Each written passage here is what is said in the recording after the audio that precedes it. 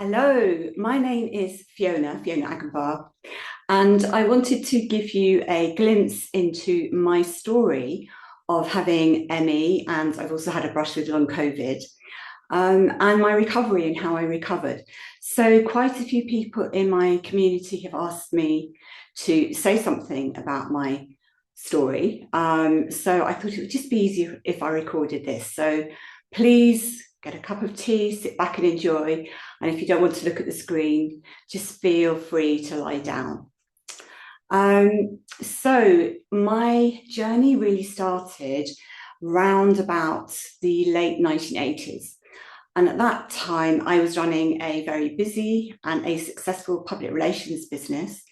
And I had quite major corporate clients like Duracell and Ciba and Beauty Without Cruelty at the time. And yeah, it was pressurized. I was quite successful, but it was very, very stressful. And in those days, we didn't talk about stress. We didn't really have any understanding of what that might mean. And we didn't talk about rest or pacing or holidays. It was the kind of culture at that point where you were really valued by what you achieved, what you produced, what you owned. And I think at that point, when I look back, I was probably like everybody else, quite insecure, measuring myself on how big my home was and what my social life was. It was all quite shallow, really. But I pressed on, as I say, it was all quite successful, but it was beginning to make me ill. And when I went to the doctor to say I was beginning to feel very exhausted, the answer was, well, you need to take more exercise, because that's what they said in those days. So I started going to aerobics in my lunch hour, which seems completely crazy with what we know now. And I was also using things like alcohol to fix my flagging energy levels. And I was also eating very badly. So it was a perfect storm, really. And then the stress continued because I decided to sell my shares. I was a director and get out of the business, and that wasn't easy.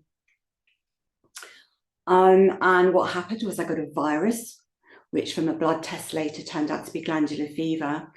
And I literally crashed with exhaustion. But within a week, I had to go back into work in order to sign contracts and settle clients.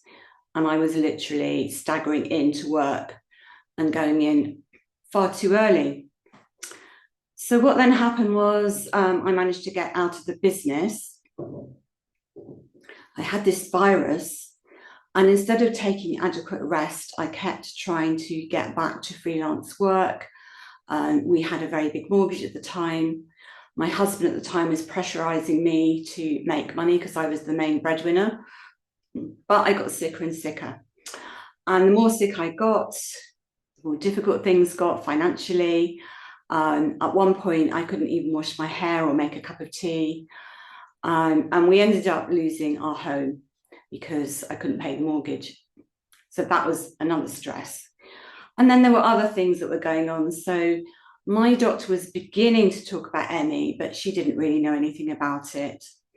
There was no internet then, so people weren't able to communicate with what was going on. And there was very much a culture of shame.